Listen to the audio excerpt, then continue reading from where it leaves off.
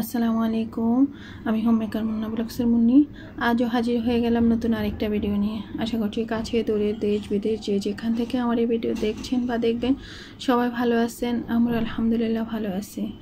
আজকের ভিডিওটা শুরু করে দিলাম সন্ধ্যার আয়োজন দিয়ে। তো এখন কিন্তু সন্ধ্যা না, এখন সকালের নাস্তা খাওয়ার পর দুপুরের রান্নাটা অলরেডি চুলায় আছে। আর এই ফাঁকে আমি বিকেলে বা সন্ধ্যায় কী খাবো সেটাই শেয়ার করে নিচ্ছি।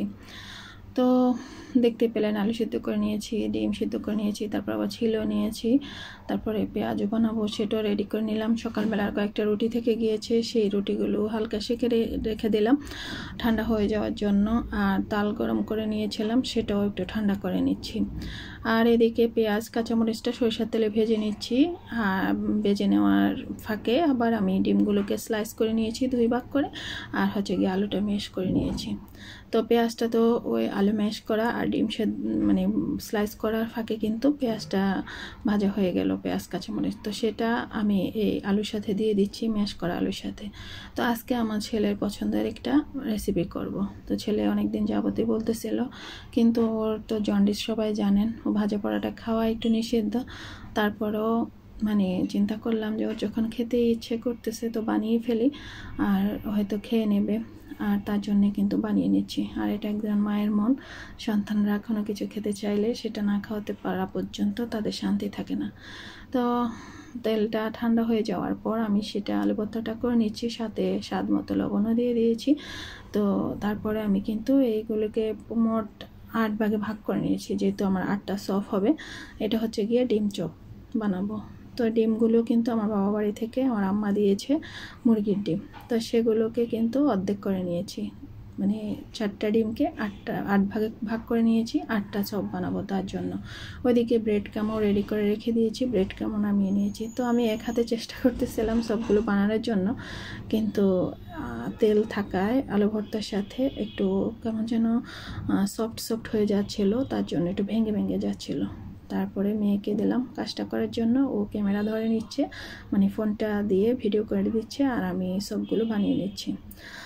তো এই তো এই শেপ দিয়ে, একটু লম্বালম্বি শেপ দিয়ে বা ডিমের শেপ দিয়ে আমি কিন্তু সব বানিয়ে নেব। তো এক এক করে সবগুলোর ভিতরে ডিম দিয়ে আমি কোটিং করে নিচ্ছি। জানি না ভিডিওর এই পর্যায়ে কেউ আছেন কিনা, যদি থেকে থাকেন আপনাকে অসংখ্য ধন্যবাদ। তবে আমার অনেক আপুরাই থাকে, তাদের কথা বলছি না। আর অনেক নতুন বন্ধুরা আছেন যারা আজকেই প্রথম আমার ভিডিও দেখতেছেন। যদি সাবস্ক্রাইব করে থাকেন তাহলে আমাকে 2 দিন সময় দিতে হবে, আমি সময় মতো আপনার চ্যানেলে অবশ্যই চলে যাব এবং আপনাকে আমার পক্ষ থেকে যতটুকু সহযোগিতা করার আমি করে নেব। আর যারা এখন পর্যন্ত একটা লাইক দিতে ভুল করে ফেলেছেন, দয়া করে লাইকটা দিয়ে দেন। আর একটা লাইক কিন্তু আমার ভিডিওগুলোকে অন্যের কাছে পৌঁছে দিতে সহায়তা করে। তো আমি তো কথা বলতে বলতে কিন্তু সবগুলো চপই বানিয়ে ফেলতেছি। আর এদিকে বাইরে একটু শব্দ হচ্ছে, আশা করছি সেটা ইগনোর করবেন। আর ভয়েস দিতে গেলেই যত হকার, যত কুকুরের চেঁচামেচি, যত মানুষের কথা, সব কিছু কিন্তু এসে জড়ো হয়। সেটা আর কি করব, সেটা আমাকেও ইগনোর করতে হয়। তো আশা করছি আপনারাও ইগনোর করে নেবেন। আর এইদিকে আমার সেই চপগুলো রেডি করা হয়ে গেল। তো আমি একটা প্লেটে ব্রেড ক্রাম নিয়ে নিচ্ছি। এটা অবশ্য অরেঞ্জ কালারের ব্রেড ক্রাম, এটা আমি ঘরেই তৈরি করেছি। আর কিভাবে তৈরি করেছিলাম আগের ভিডিওতে আমার দেওয়া আছে। আর ওই ফাঁকে কিন্তু আমি আবার একটা ডিমকে ফেটিয়ে নিয়েছি, সাথে হালকা লবণ, স্বাদ মতো লবণ আর গোলমরিচ পাউডার দিয়ে দিয়েছিলাম। দেখেন সবগুলো কেমন সফট, কারণ তেল ছিল তো তার জন্যে আলু ভর্তাটা একটু সফট হয়ে গিয়েছে। তো ব্যাপার না, সেটা কিন্তু কোটিং করলে ঠিক হয়ে যাবে। তো ডিমের মধ্যে মানে একটু ডুবিয়ে তারপরে কিন্তু ব্রেড ক্রামে আমি গড়িয়ে নিচ্ছি। এভাবে সবগুলোকে আমি একবার করে গড়িয়ে নেব বা একবার কোটিং করে নেব। তো আপনারা চাইলে এভাবে একবার করে গড়িয়ে নিয়ে ভেজে নিতে পারেন। আর যদি ডাবল কোটিং করেন তাহলে কিন্তু ওই চপটা বেশি মুচমুচে হয়। তো একদিন আমার মেয়ে অসুস্থ যখন ছিল আর কি, তখন একদিন খান সাহেব আলুর চপ এনেছিল।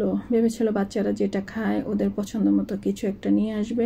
আর ওই দিন অবশ্য আমাদের বাসায় গ্যাস ছিল না, তো বাইরের খাবারটাই আমরা খেয়েছিলাম। তো তিনি কিন্তু ওই আলুর চপটা কিনেছিলেন। তো সেদিন খেয়ে আমার কাছে ভালো লেগেছিল দোকানের আলুর চপটা, আর আমার ছেলে মেয়ে দুজনের কাছে নাকি ভালো লেগেছিল। তো ওরা বলতেছিল আর একদিন মানে আলুর চপ খাওয়ার জন্য। তো আমি বললাম ঠিক আছে, আমি বলবো যে যে কোন হোটেল থেকে নিয়ে এসেছে সেখান থেকে নিয়ে আসার জন্য। তো ওরা বললো যে না আম্মু তুমি বানায়ো, তোমার হাতেরটা খাবো। আর তার জন্যই অবশ্য এই কাজটা করে নিচ্ছি।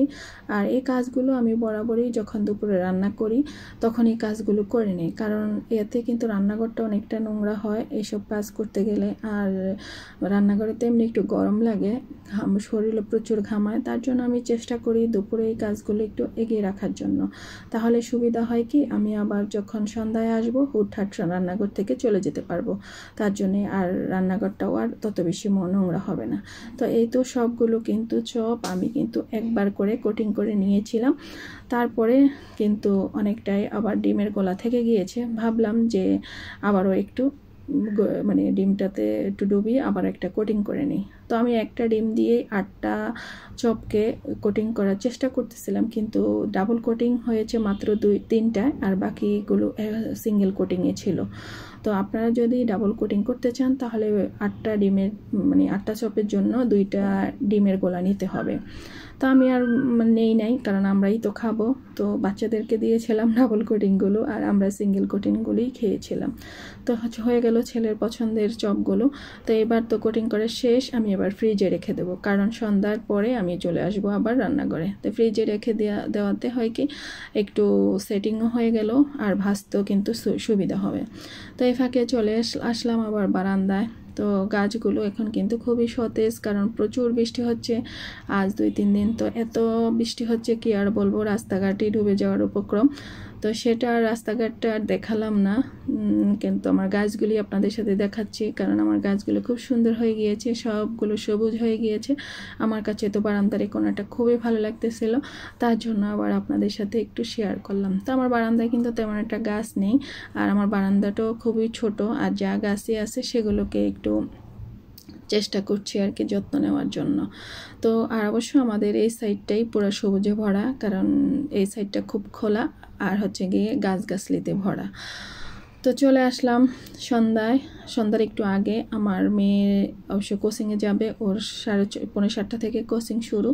তো ও মাগরিবের নামাজ পড়ার সাথে সাথেই ও কিন্তু চলে যায়। তো আমি মাগরিবের নামাজের আগে চলে আসলাম রান্নাঘরে, আর ওর জন্য কিন্তু চপগুলো আগেভাগেই ভেজে নিচ্ছি।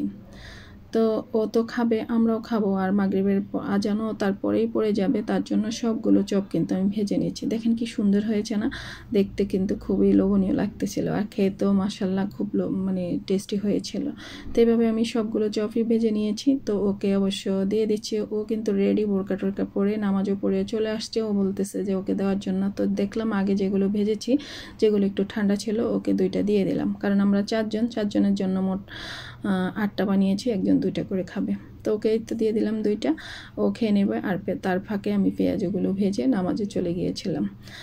তো এই তো আমাদের সন্ধ্যা নাস্তাটা টেবিলেও নিয়ে আসছি, আমি মাগরিবের নামাজ পড়ে তারপরে এই যে টেবিলে চলে আসছি। তো মুড়িও নিয়ে নিলাম, আর মুড়িটা একটু কেমন যেন পোতানো ছিল, সেটা একটু ওভেনে দিয়ে গরম করে নিয়েছি। তো আজ এই পর্যন্ত, সব ভালো থাকবেন, সুস্থ থাকবেন, আল্লাহ হাফেজ, আসসালামু আলাইকুম।